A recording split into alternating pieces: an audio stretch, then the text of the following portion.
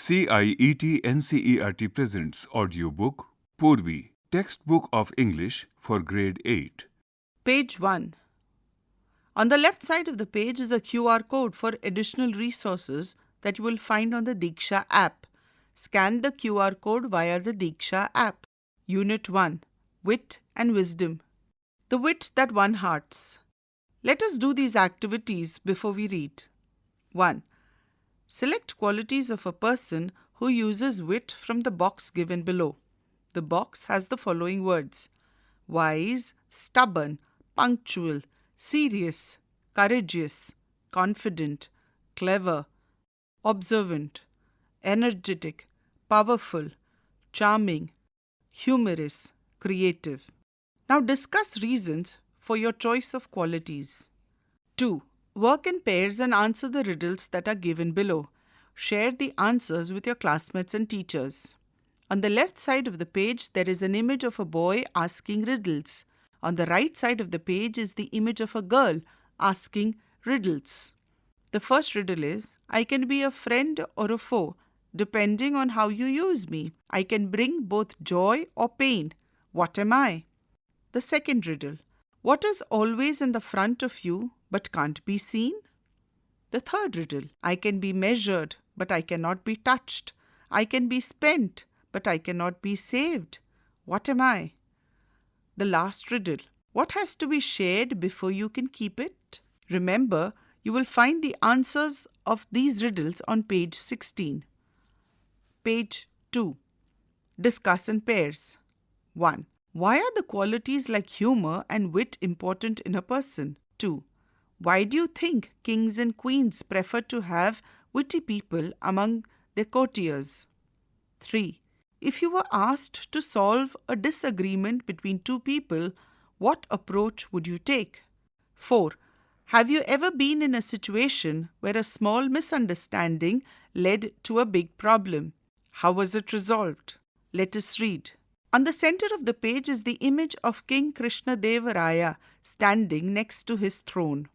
On the left side of the page, there is a box with word meanings of some words that we will come across in this page. These words are renowned, which means well-known, illustrious, that is, respected and famous, patron, that is a supporter, eminent, is famous. The Vijayanagar Empire was renowned for its glory, wealth, and cultural achievements. Among its many illustrious rulers, King Krishnadeva Raya ruled 1509 to 1529 CE, stood out as a wise and powerful monarch. His reign was often referred to as the golden era of the Vijayanagar Empire, a time when art, literature, and architecture flourished. A great patron of learning, Krishnadeva Raya was not only an eminent warrior but also a gifted poet. His works, such as the epic Amukta and the Sanskrit drama Jambavati Parinayam, are acclaimed even today. On the right side of the page is the image of the drama Jambavati Parinayam, published by the Andhra Pradesh Sahitya Academy. Page 3. On the center of the page is the image of King Krishnadeva Raya sitting on the throne with his courtiers in attendance. On the right side of the page, we have a box with the word meanings of some words that we come across in this page. These words are insurmountable, that is undefeatable, trivial, that is unimportant, forlorn, that is lonely, distraught, that is upset. Vague, unclear. Krishnadeva Raya's court was home to 8 celebrated poets collectively known as the Ashtadiggajs. These poets, including Alasani Pedana and Tenali Ramakrishna, enriched the literary tradition with their masterpieces. Tenali Ramakrishna, in particular, was known for his quick wit and humor, earning him a special place in the king's court as both a poet and a witty advisor. His clever solutions to seemingly insurmountable problems made him a beloved figure in the empire's history. Even the wisest rulers face moments of disharmony. and at one such time the king had a quarrel with his queen, Tirumala Ambal, over a seemingly trivial matter. For weeks he did not utter a single word to her, and in his frustration stopped visiting her altogether. His absence cast a shadow over the palace, and the once cheerful corridors seemed quiet and forlorn. Tirumala Ambal, distraught and upset, tried her best to resolve the issue but failed. With no other alternative, she decided to seek the help of Tenali Rama, the court's brilliant and witty poet. Rama listened patiently as the queen recounted the incident in detail. "The king wrote a poem," she began, her voice trembling. "It was filled with vague expressions, sun, moon, stars, beautiful sky, but it made no sense. When he tried reciting it to his ministers, they all avoided him, making excuses." Page 4. "It was late evening when he came to me, seeking an audience. He began reciting it to me, but I was so exhausted after a tiring day that I yawned, not once, but several times. The king thought I was disrespecting his poem and stormed off. Since then, he has not spoken to me. If I had known this would happen, I would have chosen another day. Please help me, please, Rama. Only you can help the king understand." In the center of the page is the image of King Krishnadeva Raya's queen, Tirumala Ambal, sharing her story with Tenali Rama. On the left side of the page, we have a box with the word meanings of some words that we will come across in this page. Strategy, that is to plan. Profusely, in large amounts. Bustling is busy. Intricately, in a detailed manner. Exquisite, that is fine and attractive. Ornate, that is decorative. Gnawed, here it means bothered. The story continues. Rama nodded thoughtfully. "If you like, I will try my best to resolve the matter, Your Highness. But this needs a well-planned approach, and I might need time to find the right strategy." The queen, who had placed her last hope in Rama, agreed and thanked him profusely. The next morning, the royal court was bustling with activity. Ministers, scholars, courtiers filled the courtroom, its intricately carved pillars towering towards the high ceilings. Rays of sunlight streamed through the open windows, illuminating the floors adorned with exquisite rugs. Despite the lively chatter, a tension hung in the air. The king sat on his ornate throne, his expression stern, his sharp eyes scanning the room. It was evident that the unresolved quarrel still yawned at him. Page 5. The court's discussion was centered on improving paddy cultivation in the empire. One by one, the ministers rose to present their ideas. Some suggested expanding irrigation networks, while others advocated for better manure. Amid these suggestions, Tenali Rama stood quietly at the edge of the court, observing everyone with an amused smile. On the right side of the page, we have a box with the word meanings of some of the words that we will come across in this page. Yield here means harvest. Sarcasm is mockery. Snickers is a suppressed laughter. Absurd is illogical. Unfazed is not to be worried. And the story continues. Finally, the king called upon Rama. The chatter in the court died down as all eyes turned to him. Rama approached the throne, carrying a plate full of paddy seeds. At the center of the page is the image of Tenali Rama approaching King Krishnadeva Raya with a plate full of paddy seeds. Bowing low, he said, "Your Majesty, I bring you a revolutionary type of paddy seeds. If these are sown, the yield will be 3 times greater than the current results." A murmur swept through the room. One of the courtiers, known for his sarcasm, whispered just loud enough to be heard, "I wonder if these seeds are magic seeds. Next he'll claim they'll grow without water." Another muttered, "Perhaps he found them on the moon." Snickers rippled through the court. The king frowned, unimpressed. "That sounds absurd," he muttered. Such cultivation would need special soil, manure, and pest and insect repellents. If, by chance, something were to go wrong, our farmers would suffer. Rama smiled unfazed. That may be true, Your Majesty, but the real issue lies not with the seeds themselves, but with the person who sows them. Page 6. On the left-hand side of the page, we have a box with the word meanings of some words we will come across in this page. Furrowed is wrinkled. Skeptical means doubtful. Keenly means intensely.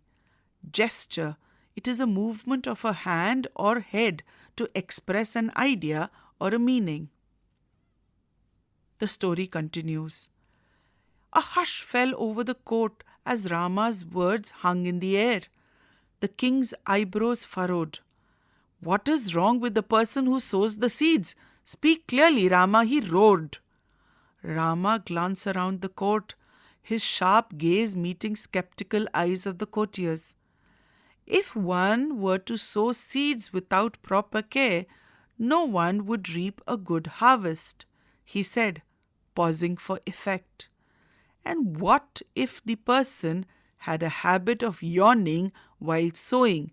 Wouldn't the seeds scatter unevenly? The court erupted into laughter, the earlier sarcasm replaced by genuine amusement. Even the king, caught off guard, sighed and instinctively yawned. Rama watched him keenly, then continued, Your Majesty, is there anyone in this world who does not yawn? It is as natural as breathing. The king's expression shifted as realization dawned. His mind raced back to the quarrel with the queen. He remembered scolding her harshly for yawning while he recited his poem. He realized how unfair he had been. If I had known that yawning was not a sign of disrespect, I wouldn't have taken her gesture so personally, he thought, regret filling his heart. At the bottom of the page is the image of Krishnadeva Raya and his queen. Page 7. On the right side of the page, we have a box with the word meanings and some of the words that we would come across in this page. Orchestrated, that is arranged. Brimmed, that is overflowed. And the story continues. That evening, the king approached the queen with a softened expression. Tirumala Ambal, he began, his voice gentle. I have been foolish. I see now that I have overreacted. I let my pride blind me. I am so sorry. The queen, who had longed for this moment, smiled and replied, If you like, we can leave this quarrel behind us. I would very much like to listen to your poem. Rama, who had orchestrated this settlement, felt victorious. The king and queen later presented him with valuable gifts for his service. The royal couple's bond was restored, and the palace brimmed once again with joy and laughter. Let us discuss. 1. Rectify the following false statements from the text. 1. The queen insulted the king by speaking against the quality of his poem. 2. Tenali Rama immediately went to the king and convinced him to talk to the queen. 3. The courtiers admired the king's poem and praised his literary talent. 4. The ministers in the court were eager to hear Tenali Rama's idea about paddy cultivation. 5. The king never realized his mistake and continued to stay angry with the queen. Let us think and reflect. Listen to the extracts and answer the questions that follow. 1. The king thought I was disrespecting his poem and stormed off. Since then, he has not spoken to me. If I had known this would have happened, I would have chosen another day. Help me, please, Rama. Only you can help the king understand. Rama nodded thoughtfully. If you like, I will try my best to resolve this matter, Your Highness. But this needs a well-planned approach, and I may need time to find the right strategy. On the right side of the page, we see an image of Tenali Rama. 1. Why does the queen believe that only Tenali Rama can help the king understand? Page 8. On the left side of the page was the image of King Krishna Deva Raya's queen. 2. What is the queen's statement? If I had known this would have happened, I would have chosen another day suggest about her feelings. Your options are A. She is angry at the king for overreacting. B. She regrets the unintended misunderstanding. C. She believes the poem was not worth listening to. D. She is worried that the king might punish her. 3. How does Tenali Rama's response reflect his wisdom and problem-solving skills? 4. Fill in the blanks by choosing the correct option from those given in the brackets. The king's reaction shows that he is sensitive and dash.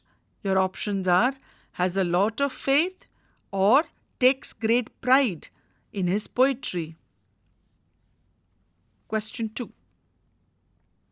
That evening, the king approached the queen with a softened expression. Tirumalambal, he began, his voice gentle. I have been foolish. I see now that I have overreacted. I let my pride blind me. I am so sorry. The queen, who had longed for this moment, smiled and replied, If you like, we can leave this quarrel behind. I would very much like to listen to your poem. 1. Complete the following with a suitable explanation. When the king said, I let my pride blind me, he means that fill in the blanks in the space provided. 2. Why does the queen say, if you like, we can leave this quarrel behind us? 3. Fill in the blanks by choosing the correct options from those given in the brackets.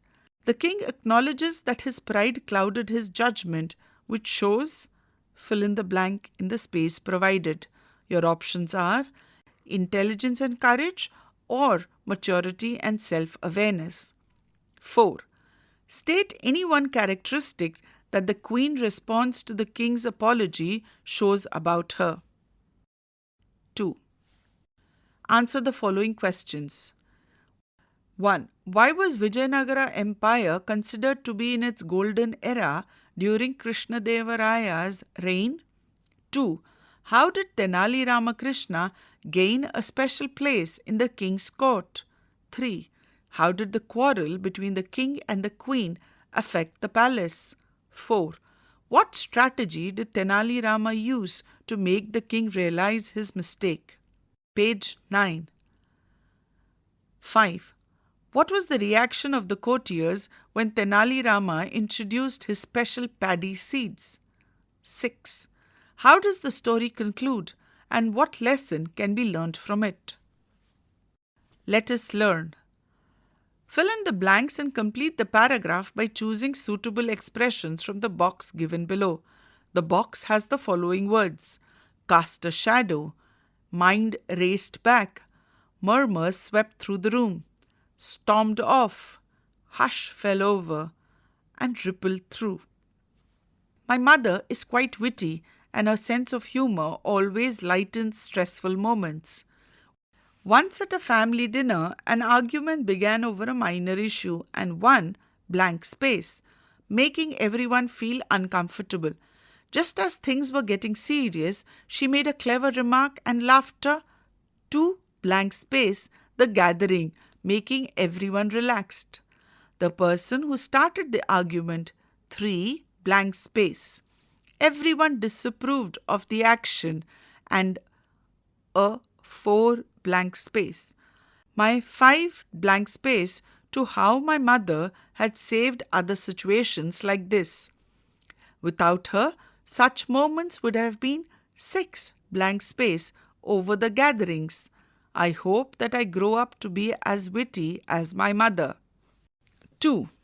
The writer uses words like roared, murmur in the text to indicate the sound produced. Fill in the blanks with the suitable sound words from the box given below. You may refer to a dictionary. On the right side of the page is the image of a young girl with a blackboard behind her. The words in the box are murmurs, snickers, roared, sighed, thud, whispered, mumble, groan, gasped, rattle. Fill in the blanks from the words that we just heard. 1. As the teacher began the riddle challenge, a dash of excitement spread through the classroom. 2. Ananya dashed in relief. She loved riddles more than solving mathematics problems. 3. Think carefully, the teacher began to dash as she wrote the riddle on the blackboard. 4. When the question was revealed, a few students dashed, realizing it wasn't as easy as they had expected. 5. Some exchanged dash, wondering if anyone at all would be able to solve it. 6. Just then, Ananya tapped her book on the desk with a small dash, deep in thought. Page 10. 7. Ah, I see it now, she said, stretching with a dash, as if it had taken her great effort. 8. A small breeze made the windows dash, adding to the suspense of the moment. 9. So what's the answer? The students dash, their voices filled with playful enthusiasm. 10. Leaning forward with a smile, Ananya dash. Sometimes the trickiest questions have the simplest answers. 3. As you have learned, a compound word is formed when two or more words are combined to create a new word with a distinct meaning. There are 3 types of compound words. Closed compounds, for example, sunlight, courtroom. Hyphenated compounds, well planned. And open compounds, paddy seeds. 1. Create a new compound word by matching words in column 1 with those in column 2. The words in the column 1 are quick, soft, common, house, book, ill, sky, dance. The words in column 2 are hall, tampered, spoken, blue, store, sense, witted, and hold. At the bottom of the page is the image of 2 schoolboys discussing something. 2. Fill in the blanks with the words created in the previous question. Ravi was dash, always speaking calmly even in his arguments. He grew up in a lively dash where he learned to handle different personalities. His friend Arun, however, was dash and often lost his patience. Despite this, Arun admired Ravi's dash thinking. One evening, as they passed a dash, they saw some performers rushing out. Ravi noticed that one of them had dropped a dash book on the ground. "Is this yours?" he asked. "Oh, thank you, young man," the performer smiled. "It's a recent purchase from the dash around the corner." True to his nature, Arun promptly said to Ravi, "It's dash. That's not from the bakery, but bookshop." Ravi smiled and they walked on. 4. Listen to the sentence from the text and the explanation given in the table. The table has 3 columns. The first column is the sentence from the text. The second column is the tense that has been used in the sentence. And the third column gives us the explanation of the tense. The table explains the conditional if clause with various tenses.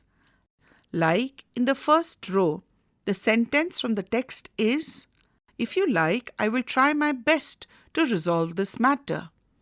The tense used in the sentence is simple present plus present modal.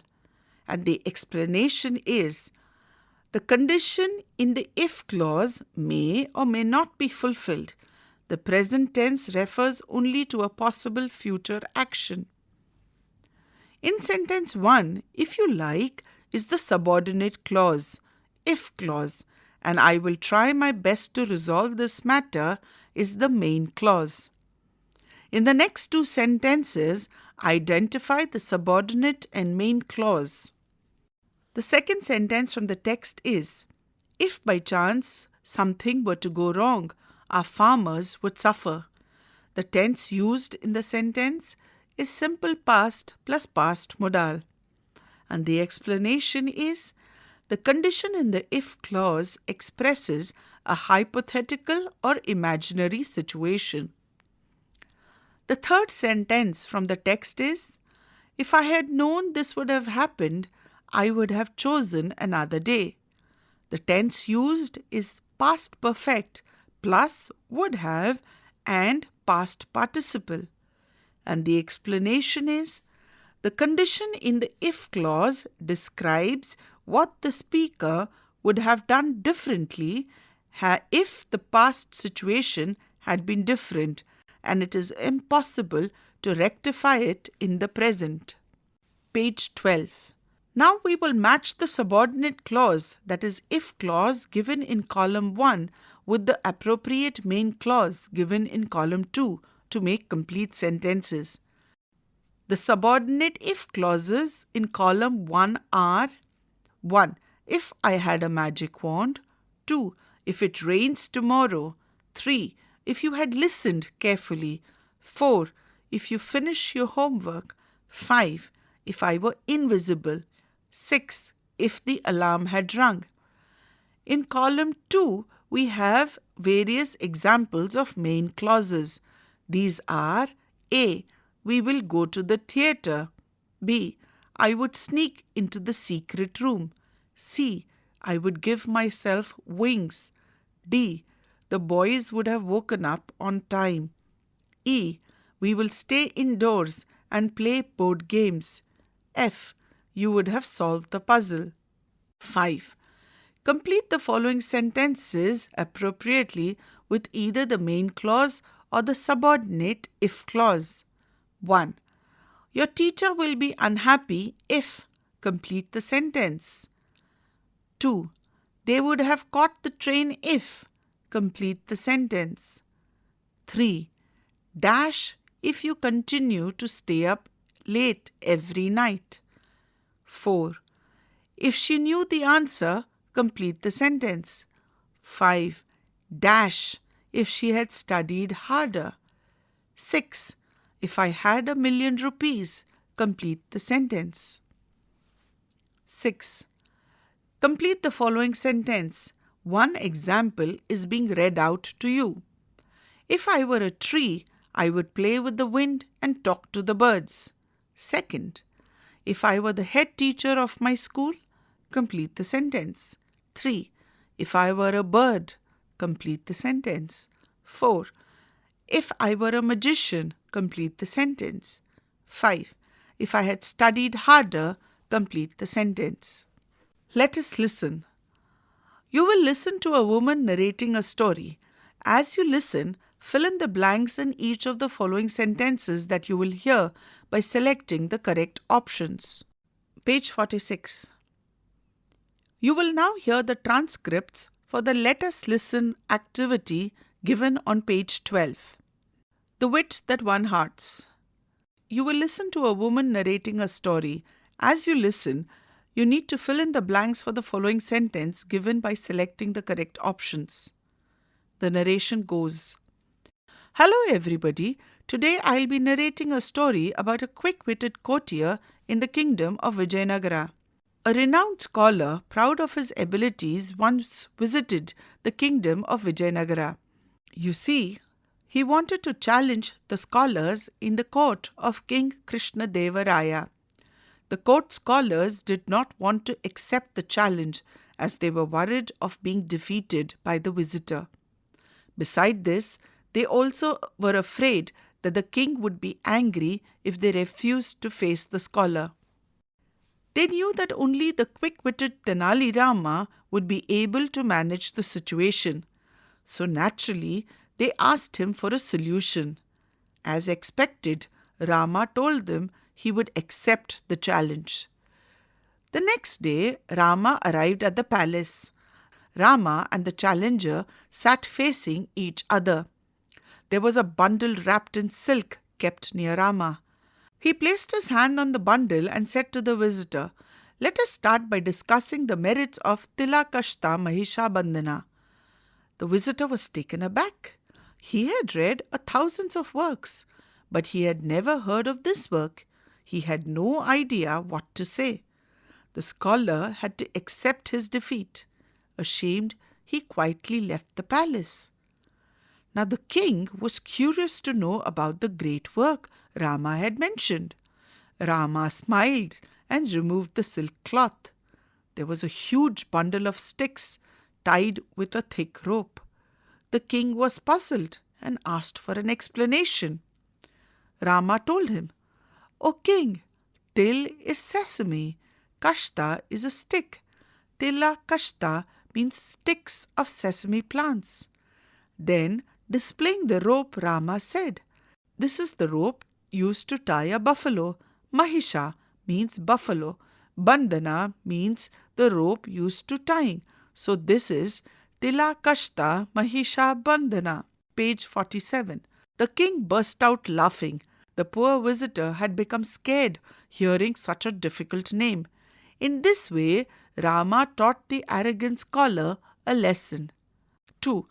You will once again listen to the woman narrating the story. As you listen, number the events of the story in the correct order of occurrence. You just listened to a woman narrating a story.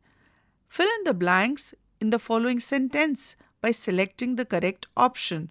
Page 13. 1. The rope tying the bundle of sticks was? Your options are 1 loose, 2 thick, and 3 short. 2. The scholar is finally referred to as 1. Irritable, 2. Mischievous, and 3. Arrogant. 2.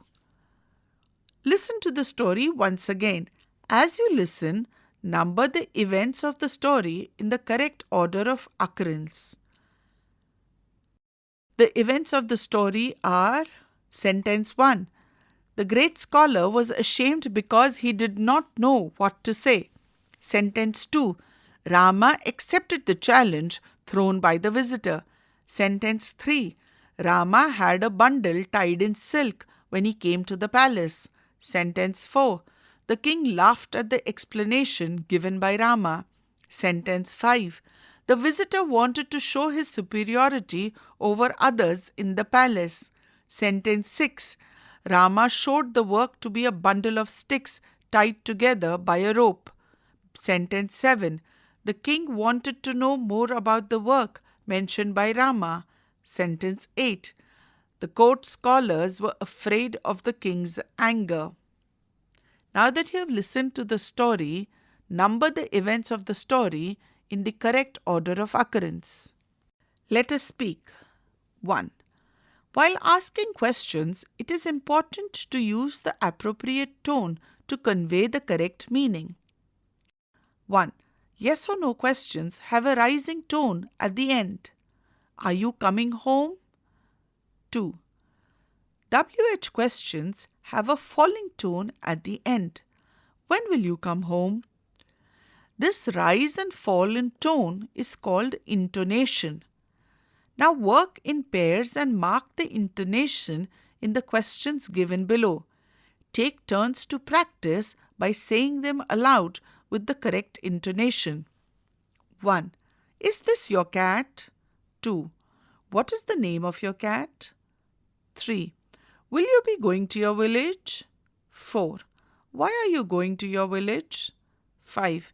Is this where you live? Page 14. 6. Where do you live? 7. Can I meet your parents? 8. How are your parents? 9. Do you have any plans for tomorrow? 10. What are you going to do tomorrow? Page 14. 2. What, why, when, how, where, and who are the words used to ask questions.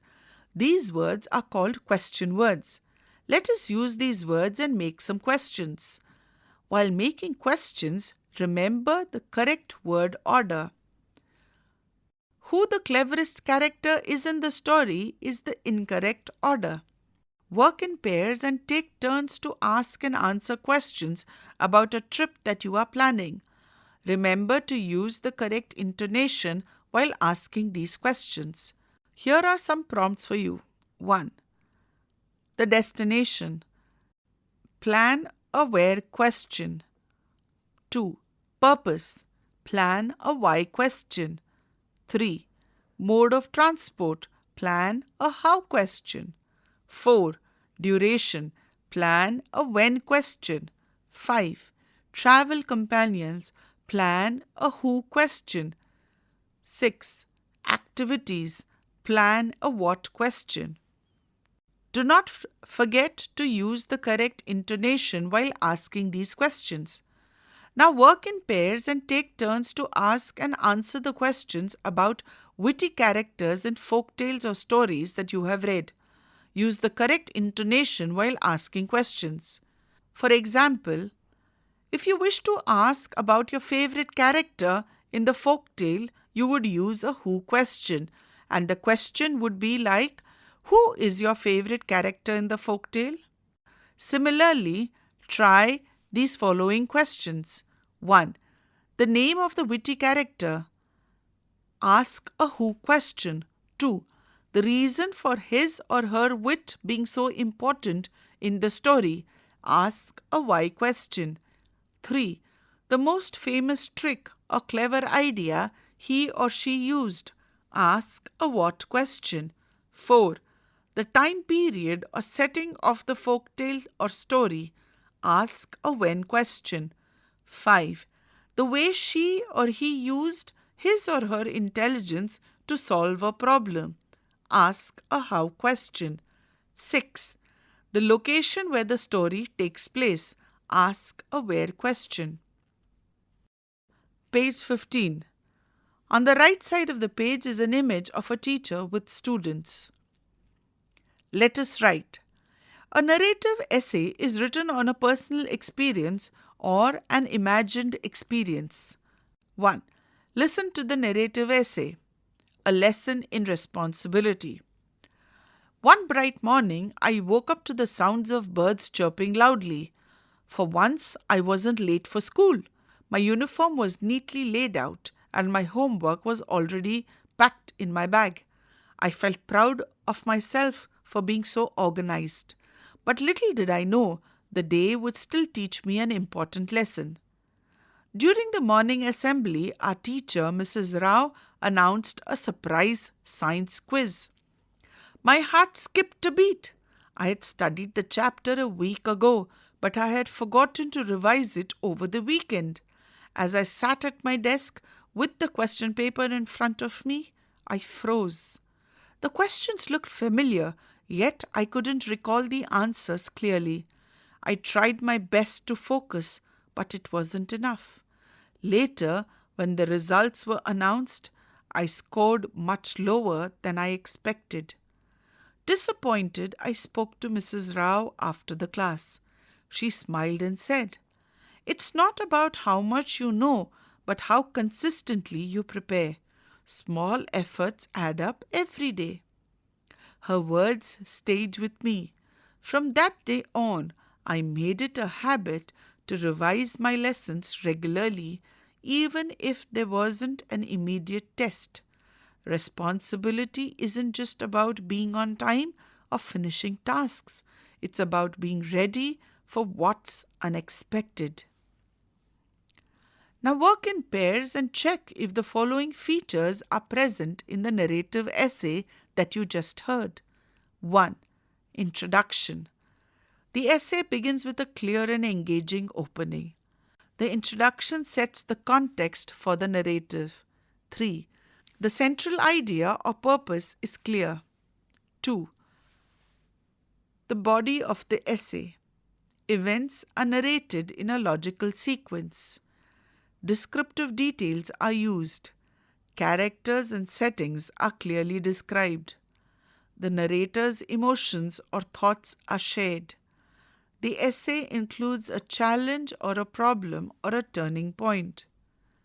Page 16. 3. Conclusion. The essay ends with an outcome. A lesson or a message is clearly stated. 4. Writing style. The tone is personal and engaging. First person narration is used. For example, I and my. 5. Language. The essay uses simple and clear language. Grammar, punctuation, and spellings are correctly used. Note: the narrative essay focuses on sharing a personal experience to convey a specific lesson, a reflection, or an idea. It has an introduction, a body, and a conclusion. Now write a narrative essay based on any one of the following situations given below: the day I learnt the value of teamwork, or a small act of kindness that made a difference.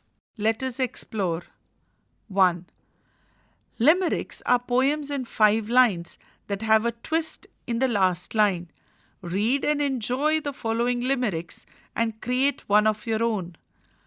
Raju flew his kite in the sky so wide, it soared with grace, full of pride. But a crow came along, singing its song, and now it's the crow on a joyride. 2. Go to the library and read a story of your choice. Share its theme, the interesting parts of the story, with your classmates and teacher. 3. You must have read stories of wit, humor, and wisdom in your own language or English. Make a list of these stories that you have read on a chart paper. Each student should read at least one new story from the list.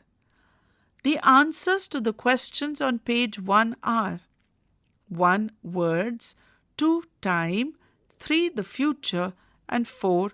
A secret. Page 17. A concrete example. Let us do these activities before we read. At the center of the page, you will find some images of the things we find in the garden, like the garden hose, sapling, hedge, flower beds, flower pot, pebbles, rockery, fence, vine, and wheelbarrow. 2. Work in groups of 4. What kind of garden would you like to have? Mention the features that you can include and the reasons for your choice. Share your answers with your classmates and teachers. 3. Read the title of the poem. What comes to your mind when you read the word concrete? Does it have more than one meaning? Share your answers with your classmates and teachers. Page 18. Let us read. On the right side of the page is the image of Mrs. Jones taking her neighbor through her garden.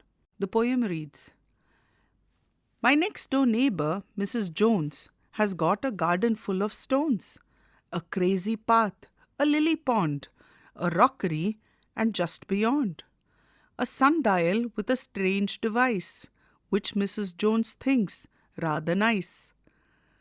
My next door neighbor, Mrs. Jones, puts little plants between the stones. They are so delicate and small that they don't mean anything at all. I can't think how she gets them in, unless she plants them with a pin. My next door neighbor, Mrs. Jones, once asked me round to see her stones. We stood and talked about a flower for quite a quarter of an hour.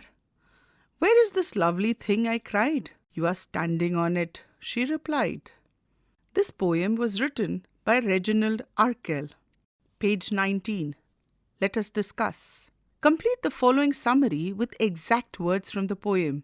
One example has been done for you. Share your answers with your classmates and teacher. The poem describes Mrs. Jones, the speaker's next door neighbor, who has a unique garden filled with Her garden includes a peculiar a pond and a rockery, along with an unusual that she finds charming. Mrs. Jones plants tiny plants between her stones, which the speaker thinks must be so small that they are planted with a One day, Mrs. Jones invites the speaker to see her garden, and they discuss a that Mrs. Jones treasures. When the speaker asks where the flower is, Mrs. Jones says that the speaker has been on it all along. 2. Select the correct option to fill in the blanks for the following sentences. 1.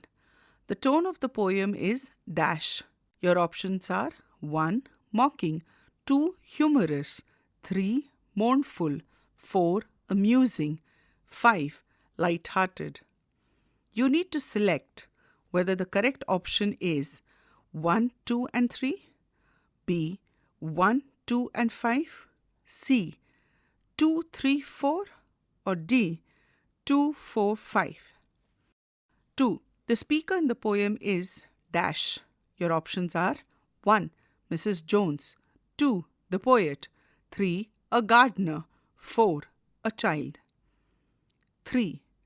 The rhyming scheme of the poem is dash. Your options are 1. AA, BB, CC, 2. AB, AB, CC, 3. AAB, CAC, 4. ABB, ACC. Page 20. 3. Complete the following sentences by choosing the correct answer given in the brackets. 1. The poet uses the word stones in all stanzas in order to emphasize her dash. Your options are obsession with a stony garden or pride in her gardening skills. 2. The poet uses imagery to describe the features of the garden that help readers dash. Your options are to understand Mrs. Jones' love for plants or visualize the garden's peculiar nature. 4. Pick examples of alliteration from the poem. 5. A refrain is a repeated line or phrase that appears in each stanza. Identify the refrain from the poem. 6. Irony is a literary device that emphasizes the difference between what is expected and what actually happens. It often involves a situation where the outcome is the opposite of what is expected, creating a surprising or humorous effect. For example, Mrs. Jones' excitement about her garden contrasts with the speaker's disappointment on how ordinary it is. Identify the lines from the poem that displays situational irony. 7. Complete the following sentences appropriately. 1. The word concrete can refer to dash in Mrs. Jones' garden. 2. The title also has a symbolic meaning as the poem provides a clear or concrete example of Mrs. Jones' dash gardening habits. 8. The title, A Concrete Example, carries both literal and symbolic, that is, metaphorical meaning. Such a wordplay is called a pun. A pun is a figure of speech that uses words with multiple meanings or words that sound alike but have different meanings, creating a humorous effect. Like, I kept arguing with my pencil, but it kept making sharp points, suggests the idea of an actual sharp pencil point and a strong argument point. Second example, my pencil and I had a disagreement, but we finally got to the point. It refers to solving an argument and the pencil's tip. Let us think and reflect. On the right side of the page is the image of a sundial. 1. Listen to the extract that is being read and answer the following questions. 1. My next door neighbor, Mrs. Jones, has got a garden full of stones, a crazy path, a lily pond, a rockery, and just beyond, a sundial with a strange device, which Mrs. Jones thinks rather nice. Page 21. 1. What can be inferred about Mrs. Jones' taste in gardening from the description of her garden being full of stones? 2. Identify whether the following statement is true or false. The garden serves as a means to reveal more about Mrs. Jones herself. 3. What does the poet mean by crazy path? 4. What does the sundial with a strange device suggest about Mrs. Jones' personality? Your options are A. She has a fascination with unusual items. B. She prefers traditional garden decorations. C. She is uninterested in her garden's appearance. And D. She likes modern and expensive items. 2. Answer the following questions. 1. How does Mrs. Jones feel about her garden? Support your answer with evidence from the poem. 2. Why do you think the speaker describes the plants as being so small that they could be planted with a pin? 3.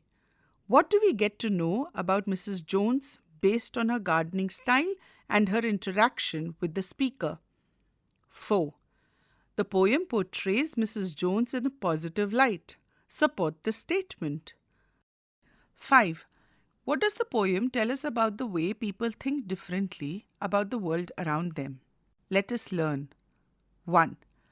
Select the appropriate word from the brackets that correctly replaces the underlined words in the sentence from the text. 1. A sundial with a strange device. The underlined word is strange. Your options are unusual, peculiar, new, rare, external. 2. Dash, which Mrs. Jones thinks rather nice. The underlined word is nice and your options are pleasant, superior, agreeable, gentle, charming. 3. They are so delicate. The underlined word is delicate. The options are delicious, fragile, dainty, graceful, and weak.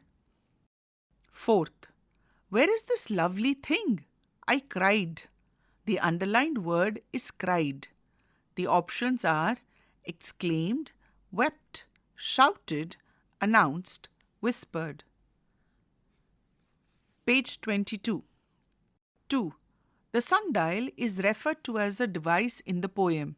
Work in pairs to infer the meaning of device. Share your thoughts with your classmates and teacher. Now match the type of instruments in column 1 with their definitions in column 2. For more information, column 3 gives us examples of each type of instrument mentioned in column 1. You can add more examples in column 3. So the types of instruments mentioned in column 1 are implement, tool, equipment, appliance, and gadget. The various definitions given in column 2 are 1. Something that is electrical and is used to do work in the house. 2. Something small that is mechanical or electronic. 3. Something that works on being moved by hand. 4. A set of necessary items for a particular purpose. 5. Something used by hand to make or repair. Let us look at some examples given in column 3 for each instrument in column 1. Spade and knife is an example of an implement.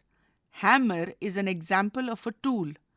Cricket bat, helmet, batting gloves, etc. are examples of equipment. Mixer grinder is an example of an appliance. Mobile phone, laptop is an example of a gadget. You can now match the column 1 with the definitions in column 2. 3. Complete the table by making new words in column 1 using the hints given in column 2. Replace the first letter of the word given to create new words. One example has been done for you. The words in column 1 are to be filled by you. In column 2, we will find description of the words given. The first example given in column 1 is nice. If we replace the first letter of nice to find a word that means cut into small pieces, we get the word dice. Dice is the second word in column 1. Similarly, you need to use the following examples to complete column 1. The next example is substitute the first letter of the given word to get a new word which means the grain that we cook. Another example is the plural of mouse. Another example is the word for a bad habit. Page 23. 2. We will repeat the same exercise but for a different word. The word in column 1 is soil. The column 2 has the following definitions. For the first word, we need to find a word that says heat something. The second word is work very hard. The third word is length of wire in a circle. The fourth word is sheets to wrap food items. Let us listen. On the right side of the page is a commemorative postage stamp issued by the Government of India regarding the rock garden of Chandigarh. 1. You will listen to a presentation about the wonderful rock garden of Chandigarh. As you listen, answer the following questions using 1 to 3 exact words from the presentation. Page 47. Hello everyone. The Rock Garden is a spacious open-air exhibition. It is a proof of human creativity with waste materials. This garden was created by Nek Chand in 1957. This is the reason the garden is also known as Nek Chand's Rock Garden. The garden was featured on an Indian postage stamp in 1983 and Nek Chand was awarded the Padma Shri a year later. The rock garden is spread across a massive 40-acre wonderland. Do you know why I say this? Well, it is because it has several colorful sculptures and mosaic of art pieces. What is unique about the rock garden that it is divided into 3 distinct phases. Each area reveals a unique collection of installations including terracotta pots, light fixtures, and even broken toilet pots that have been transformed into extraordinary masterpieces. You will be surprised to know that the borders of the rock garden are lined with around 5,000 statues. The rock garden is truly a place that celebrates the best from waste. I sincerely recommend that you visit this extraordinary national treasure. Now answer the following questions using 1 to 3 exact words from the presentation that you just heard. 1. Where was Nek Chand's rock garden featured? 2. What kind of sculptures does the rock garden have? 3. How is the rock garden divided? 4. Name any one thing that has been transformed into a piece of art in the rock garden. 5. Approximately how many statues border the rock garden? Let us speak. 1. The speaker of the poem might have felt sorry for stepping on Mrs. Jones' flower. When we make a mistake, we must express regret and apologize for our actions. 1. When we apologize to a friend or a family member, we use informal language. Take turns to apologize for the following situations and respond to the apology. The first situation is, you have eaten your brother's share of sweets. The second situation is, you have broken your sister's favorite flower craft. The third situation is, you accidentally spilled ink on your mother's important documents. The fourth situation is, you forgot to bring your friend's notebook to the school after borrowing it. Page 24. You may use the following phrases given below for the speaking activity. The phrases to use for apology are, I am sorry about, I am really sorry, please forgive me for, sorry, I didn't mean to. And the phrases that you can use to respond to the apology are, that's all right, it's no big deal, no problem, these things happen. 2. When we apologize to someone in authority, like a principal or a teacher in a formal setting, we use formal language. Work in pairs to take turns to apologize for the following situations and respond to the apology. The first situation. You did not bring an assignment that was due for submission. The second situation. You were late to school for the past 3 days and had to meet the principal. The third situation. You did not submit your project work and were asked to explain. You may use the following phrases given below. The phrases that you use for a formal apology are: I am extremely sorry for, I promise it won't happen again. Or, I owe you an apology for, I'll do my best not to repeat it. Your third option is, I really regret, and I assure you that this will never happen again. Now let us look at the phrases that you can use to respond to a formal apology. I accept your apology. Please ensure you. I appreciate you saying this, but I am glad you realized your mistake. Page 25. Let us write. On the right side of the page is the image of a herbal garden. You are a member of a nature club of your school. Draft a notice informing the students of grades 6 to 8 about the inauguration of the herbal garden. Points to remember. Mention the purpose of writing date, time, venue, and other relevant information, whom to contact, when and where. Use formal language in the third person form and write the notice in a box. At the center of the page is the box with the following written. Name of the organization is written on the top in capitals. Below that, notice is written in capitals. On the left-hand side, date is written. In the center of the page, below date, title is written. And then we are supposed to draft the body of the notice. On the left-hand side, after the body of the notice, we have the name, signature, and class of the person writing the notice. Let us explore. 1. Amrit Udyan is a garden spread over an expanse of 15 acres around Rashtrapati Bhavan in New Delhi. It has multiple attractions that include a specially curated garden for children called Balvatika, a tree house, nature's classroom, etc. It also has the bonsai, Herbal 1, Herbal 2, Tactile Garden, Arogya Vanayam, and circular gardens with a diverse variety of flora and fauna. Page 26. On the left side of the page is the image of Amrit Udyan. The website for taking the virtual tour of the Rashtrapati Bhavan and Amrit Udyan is also given. Now find out about popular gardens in your region and share with your classmates and teachers. 2. A herbarium is a collection of plant samples preserved for long-term study, usually in the form of dried and pressed plants mounted on paper.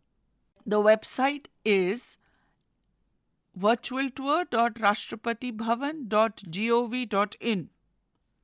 On the right side of the page is an image of pressed flowers mounted on a piece of paper. Now collect some fallen flowers and leaves from your neighborhood. Place them in folds of a newspaper carefully and put a pile of books on them. After 1 week, take them out and use them to make a card, wall hanging, or any other artwork. A sample has been given for your reference. 3. Enjoy and read the poem A Sea of Foliage by Toru Dutt. A sea of foliage grids our garden round, but not a sea of dull, unvaried green. Sharp contrasts of all colours here are seen. The light green, graceful tamarinds abound amid the mango clumps of green profound, and palms rise like pillars grey between, and over the quiet pools the simuls lean, red, red, and startling like a trumpet's sound.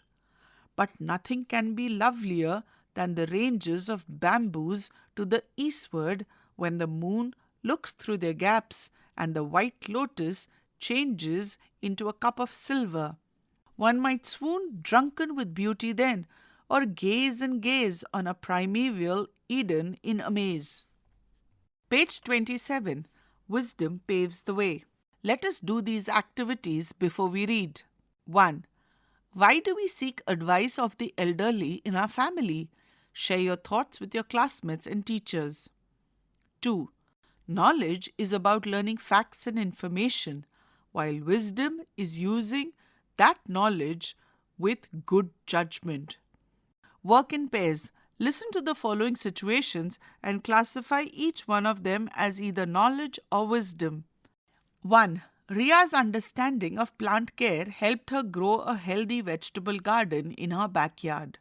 2. Mr. Kumar values time with family over chasing wealth. 3. Karuna's expertise in computer programming helped her develop a successful app. 4. Rohan understood the value of time management and created a timetable to complete his assignments systematically.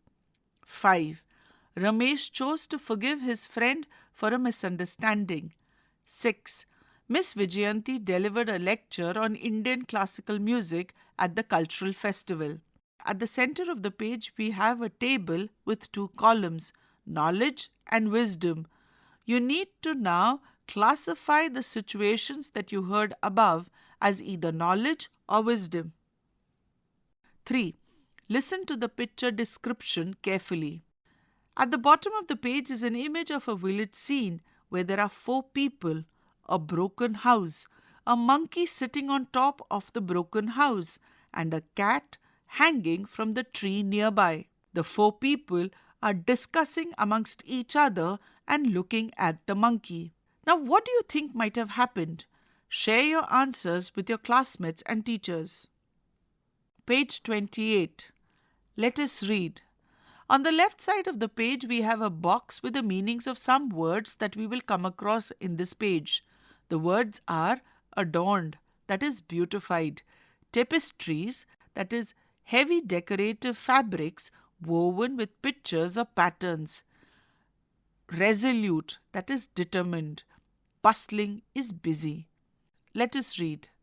The characters of this play are the king of Ujjain, a young king, 4 young men, Ramdutt, Shivdutt, Hardutt and Devdutt. The merchant, 2 sentries. The setting in the play is a road leading to Ujjain that is visible from a distance. Later, the play shifts to the king's court, which is adorned with rich tapestries, tall pillars and regal decor. The time of the play is midday. Scene 1. The road to Ujjain. 4 young men, Ramdutt, Shivdutt, Hardutt and Devdutt, are walking along a dusty road leading to Ujjain. At the bottom of the page is the image of these 4 men walking along a road towards Ujjain. They appear travel-worn but resolute, their eyes fixed on the city that looms ahead. The sun is high and distant noise of the bustling city faintly reaches them. Page 29. On the right side of the page, we have a box with the word meanings of some of the words that we will come across in this page. The words are eludes, that is difficult to obtain. Devise, here it means to think of. Deliberate, to think carefully. The play begins. Ramdutt, wiping his brow. We have journeyed far from home, yet the prospect of finding work still eludes us. Hardutt, how long has it been since we left our village? Shivdutt, I believe it has been over a week, perhaps even longer.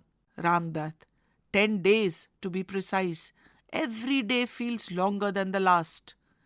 Devdutt, 10 days are but a short span in the grand scheme of things. We may still have many more roads to wander before we find employment befitting all 4 of us. Ramdutt, if only we could secure an audience with the king of Ujjain. I am confident he would recognize our talents and appoint us to his service. Shivdutt, I share your belief. Devdutt, indeed, we ought to be united in this hope. That is why we press on towards Ujjain. Hardutt, pausing thoughtfully. Gaining an audience with the king is no simple task. We need to devise a strategy. Devdutt, let us reach the city gates first. We can deliberate once we are closer. As they walk, Ramdutt notices something on the ground. At the bottom of the page is the image of the four friends noticing something on the ground. Page 30. On the left side of the page, we have a box with the word meanings of some of the words that we will come across in this page. The words are scrutinize, to look carefully at; in haste, that is, in a hurry; pursued, here it means chased; countenance means facial expression; distressed is worried. And the play continues. Shivdutt, look here, friends. A camel has passed this way. The tracks are fresh. Ramdutt, studying the tracks. Yes, let us observe them as we continue. They may tell us more than what meets the eye. The four men continued walking, occasionally stopping to examine the camel's tracks. They scrutinized every detail, exchanging glances but saying little. Ramdutt, I have discovered something peculiar about this camel. Shivdutt, so have I. Hardutt, I too have noticed a strange detail. Devdutt, smilingly, it seems each of us has learned something unique, yet I believe my discovery is unlike any of yours. Hardutt, let us rest beneath a large tree and share our findings. But wait! Someone approaches in haste. Shivdutt, peering ahead. It appears to be a merchant, running as if pursued by trouble. Ramdutt, a merchant indeed, and judging by his countenance, he has lost something of great value. Perhaps his camel. The merchant, panting and distressed, reaches the group. He pauses to catch his breath, then addresses them anxiously. At the bottom of the page is the image of the merchant meeting the four friends. Page 31. On the right side of the page, we have a box with the word meanings of some words that we will come across in this page. The words are astray, that is, away from the correct path. The play continues. Merchant, breathlessly. Good day, kind sirs. All four. Good day, brother. Merchant. I seek your help. My camel has gone astray. Have you by chance seen it? Ramdutt. Is your camel lame in one leg by any chance? Merchant, surprised. Yes, it is. Shivdutt. Is it blind in the right eye? Merchant.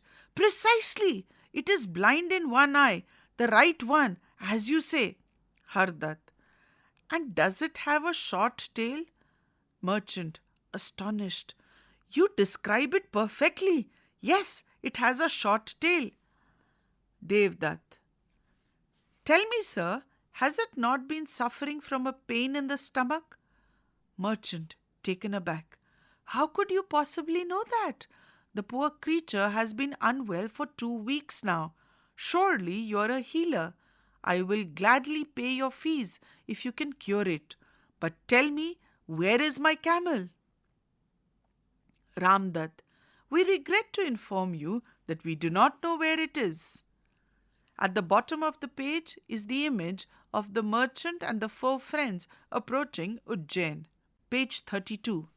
On the left side of the page, we have a box with the word meanings of some words we will come across in this page. The words are indignant, that is angry; yonder, that is over there. And the play continues. Shivdutt, we have not seen your camel, not even once. Merchant, indignant. How can it be? You speak of my camel as if it stood before you, yet you dare to claim you have not seen it? You are deceivers. You must have stolen it and sold it off. I will take this matter to the king himself. Devdutt, you're free to do as you wish, sir. If the king desires our presence, we shall be waiting under the banyan tree yonder. Merchant, I do not trust your words. I will not leave you here to slip away. You shall come with me to face the king. All four. Very well, we shall go to the king. They follow the merchant towards the city gates. As they arrive at the palace, the merchant speaks urgently to a sentry.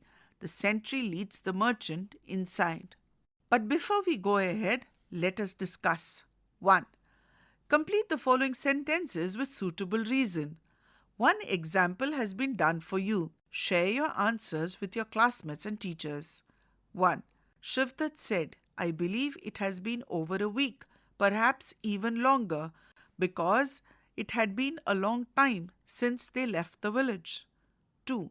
Devdutt said, Indeed, we ought to be united in this hope.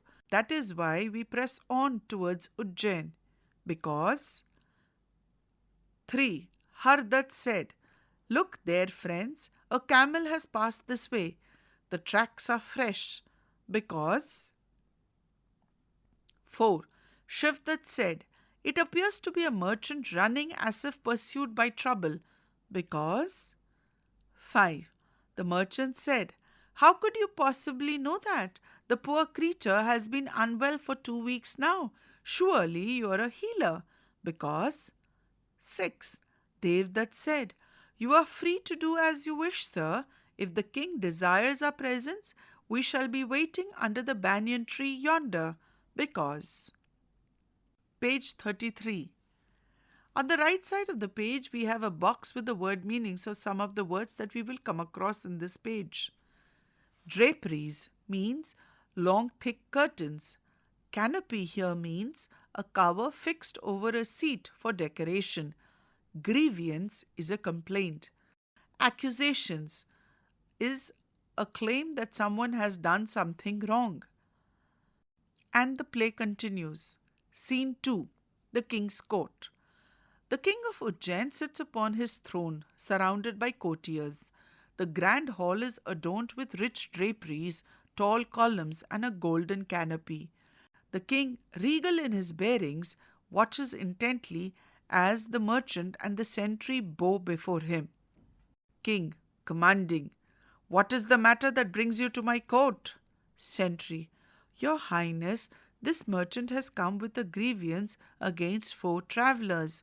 He accuses them of stealing his camel. King, Bring forth the accused. The sentry bows and exits, returning shortly with the 4 young men. They bow respectfully before the king, maintaining calm despite the accusations against them. At the center of the page is the image of the 4 friends standing before the king. King, to the merchant, Speak your accusations clearly. I shall not tolerate any confusion in my court. Merchant, Your Majesty, these men know every detail of my missing camel, yet they insist they have never seen it. They are undoubtedly the thieves. How else could they know so much about it? King, turning to Ramdutt, You speak. What do you know of this camel? Page 34. On the left side of the page, we have a box with the word meanings of some words that we would come across in the page. The words are deduce, to determine by reasoning, discern, to see or notice something, foliage, green leaves and plants. And the play continues.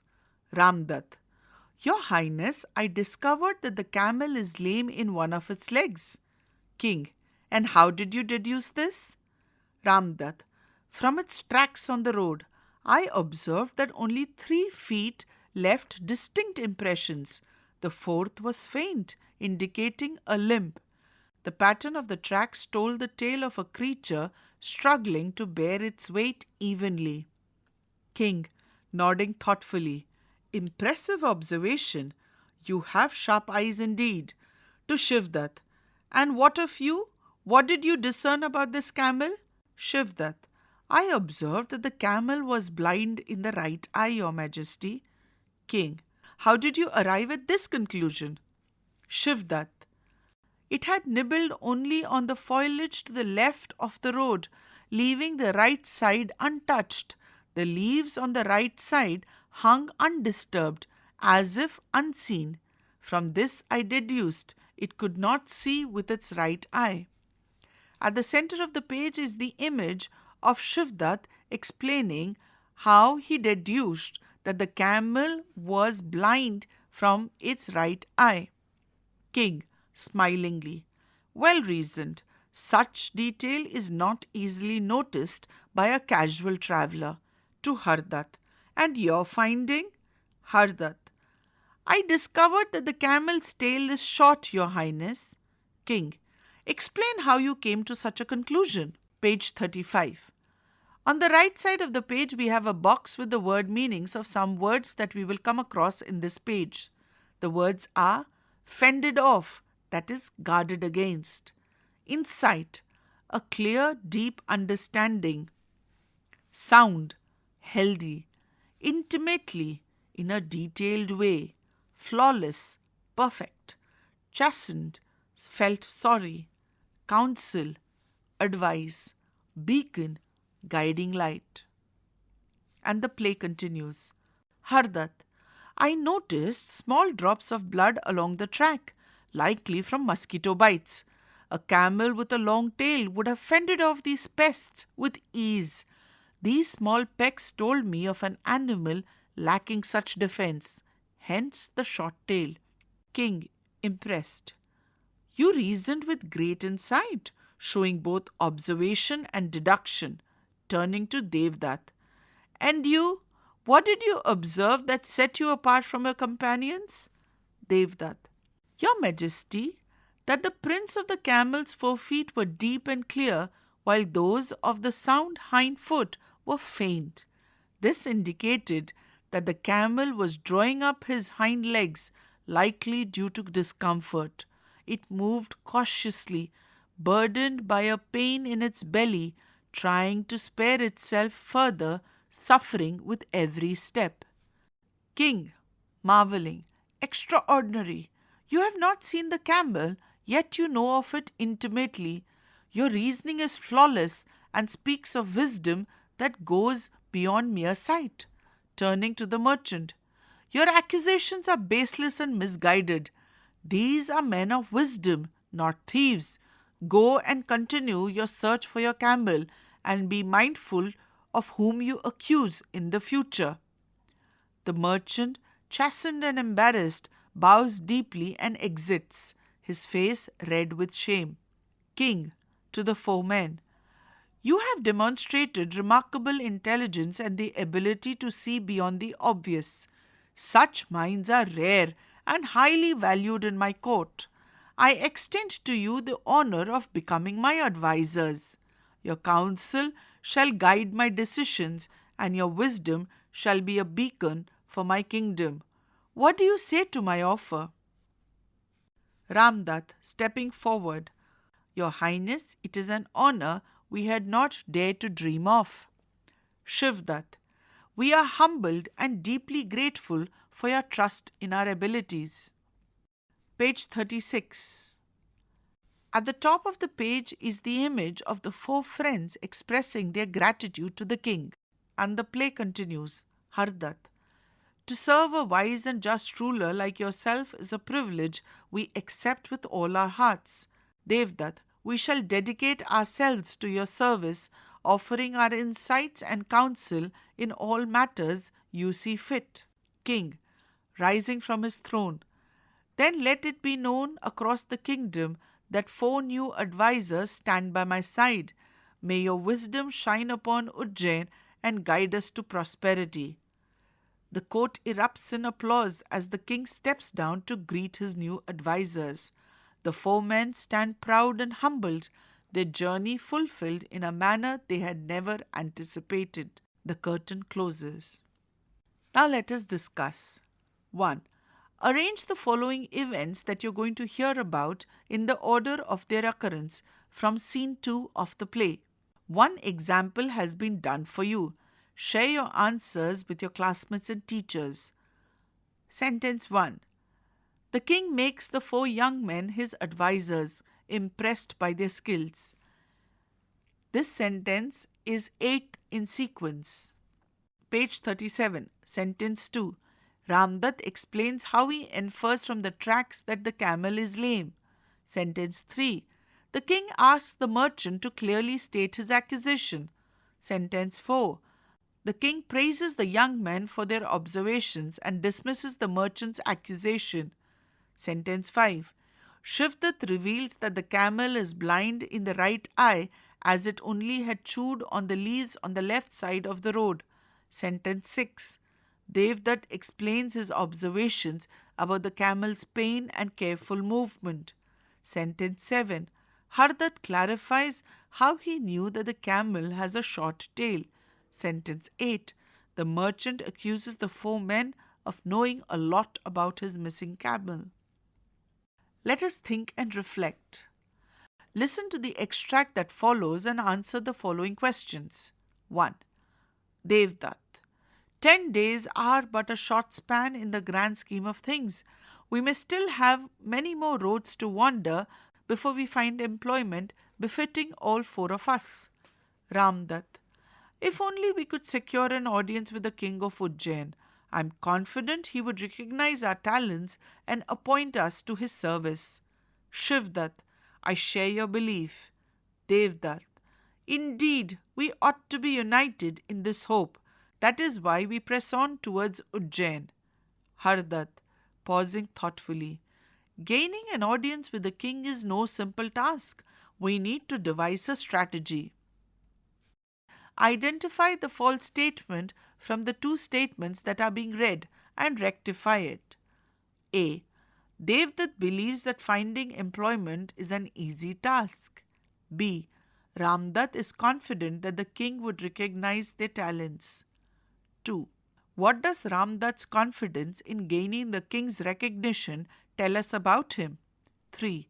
Complete the sentence that you will hear with the correct options from those given.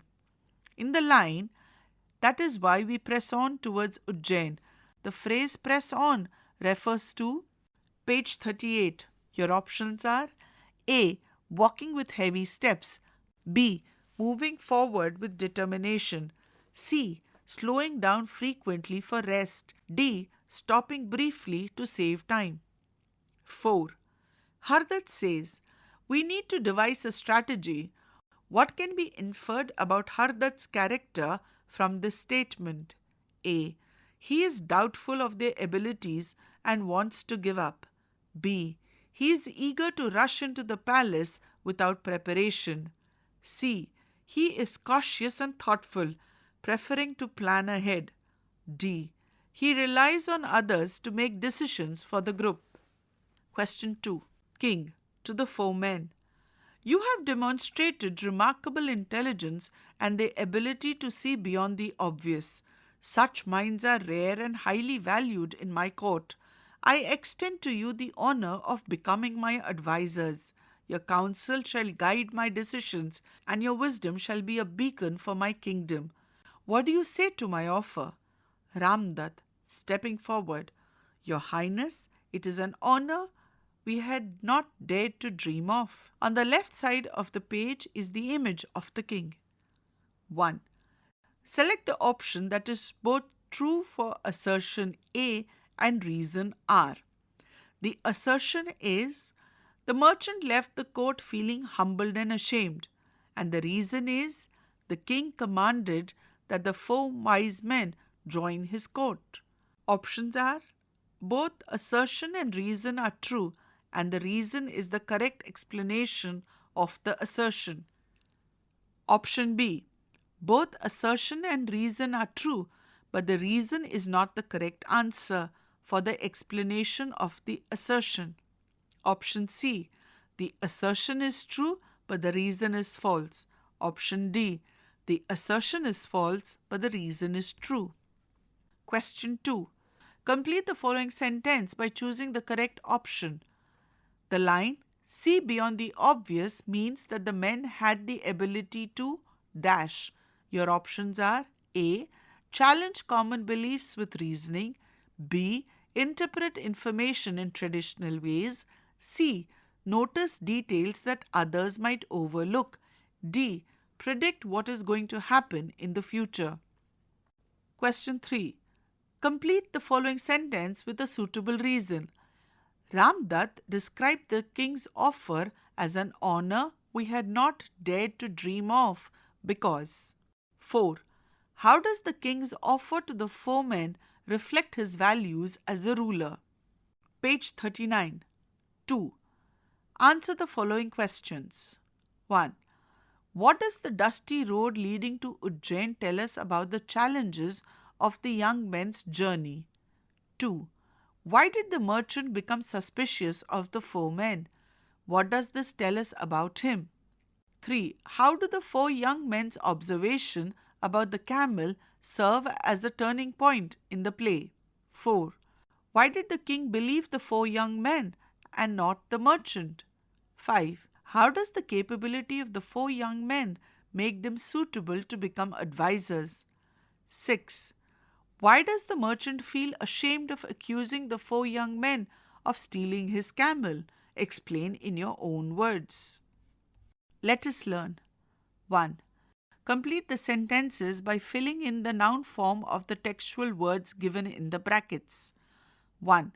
Some games need a lot of thought and dash. Write the noun form of deduce in the blank space provided. 2. We need to make close dash of animals in order to understand their behavior. Write the noun form of observe in the blank provided. 3. A detailed dash of the documents shows a lot of errors. Write the noun form of scrutinize in the blank space provided. 4. You should not make any false dash against anyone. Write the noun form of accuse in the space provided. 5. She was given an award in dash of a contribution to literature. Write the noun form of the word recognize in the space provided. 2. Match the expressions in column 1 with the meanings in column 2. The expressions in column 1 are with all our hearts, to be precise, gain an audience with, catch his breath, erupt in applause, grand scheme of things, taken aback, more than meets the eye. And the meanings given in column 2 are surprised, starts cheering together, hidden information that is not obvious, exact and accurate, meeting or hearing someone, complete sincerity, to pause or rest for some time, overall plan of life in a larger context. Page 40.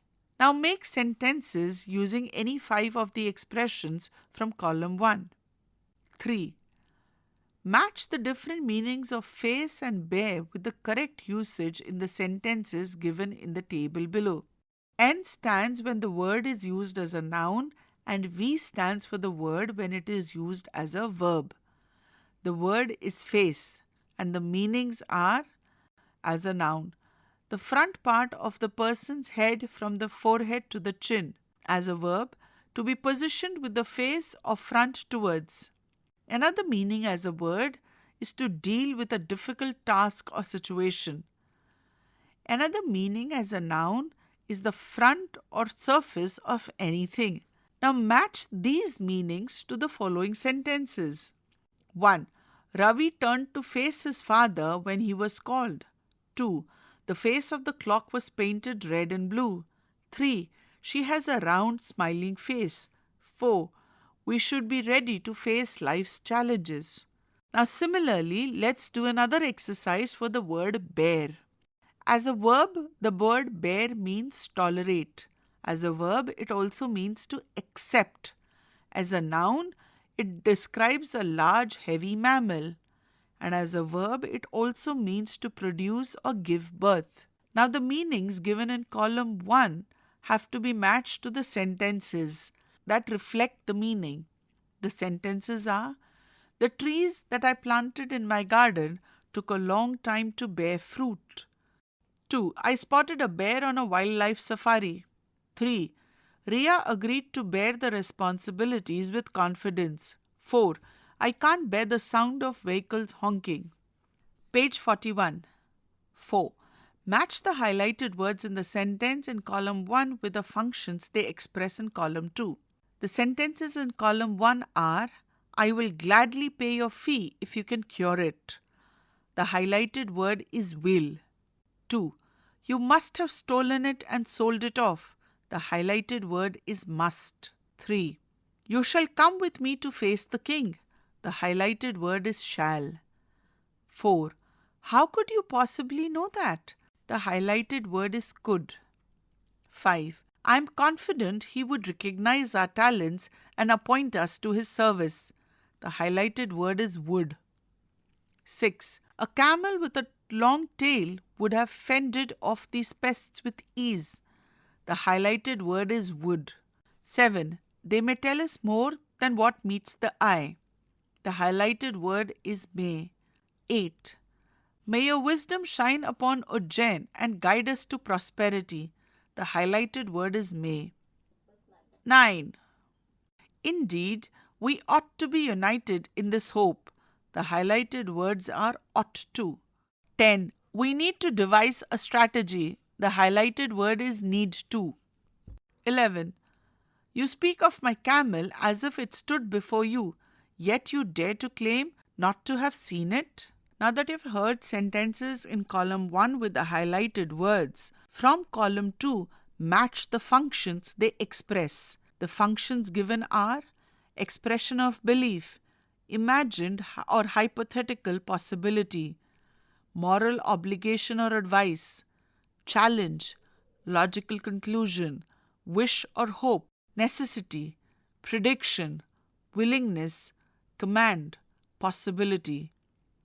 5. Complete the following story with modal verbs in the box given below by using the clues from the functions given within the bracket.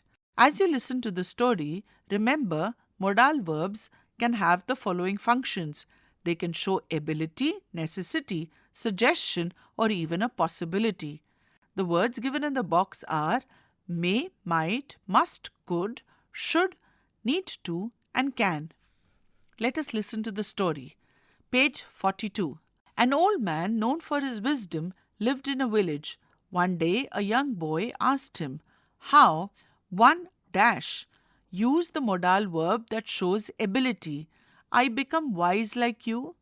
The old man smiled and said, wisdom 2 dash use the modal verb that means necessity will be earned through patience. You 3 dash use the modal verb for suggestion. Listen more than you speak. The boy thought for a while and replied, it 4 use the modal verb that shows weak possibility. Take years, but I'll try. The old man nodded. You 5 dash use the modal verb that shows an obligation. Learn from your mistakes too. Wisdom 6 dash use the modal verb that shows possibility. Come slowly, but it always arrives for those who seek it. The boy knew he 7 dash used the modal verb for ability, become wise if he followed the old man's advice. 6. Rewrite the following sentences using appropriate modal verbs. You may take clues from the highlighted words. One example has been done for you. 1. It is advisable for you to think before you speak. You should think before you speak. Advisable has been changed with the word should. 2. It is unnecessary to worry about things beyond your control. The highlighted word is unnecessary. 3. It is not possible for a person to gain experience without taking risks. The highlighted words are not possible. 4. It is essential to treat others with kindness even when they disagree with you. The highlighted word is essential. 5. It is not allowed to interrupt when someone else is speaking. The highlighted words are not allowed. Let us listen. You will now listen to 4 people sharing their thoughts on why they enjoy witty characters and stories. As you listen, match the statements 1 to 6 given below to the speaker 1, 2, 3, 4. There are 2 statements that you do not need. Let us hear what the 4 people have to say about witty characters in stories. Speaker 1. I love witty characters because they make serious situations funny. Even when things seem tense, they always have a clear response. Such characters never panic, think fast and solve problems in the smartest way. I wish I could think that quickly. Speaker 2. Witty characters are the best because they can make stories exciting. I especially like how they turn ordinary moments into something memorable. It makes me feel like intelligence and humor are just as powerful as strength. Speaker 3. I enjoy witty characters because they always have an answer for everything. They use humor instead of fighting, and that's really wonderful. Even in folk tales, they prove that smart thinking can win over force. It makes me laugh, but also teaches me to stay calm in tricky situations. Speaker 4. Witty characters add charm to a story. Their intelligence keeps the reader engaged, and their humor makes learning fun. Whether it's a folk tale or a modern one, a clever character always stands out. I often feel that wit and wisdom go hand in hand.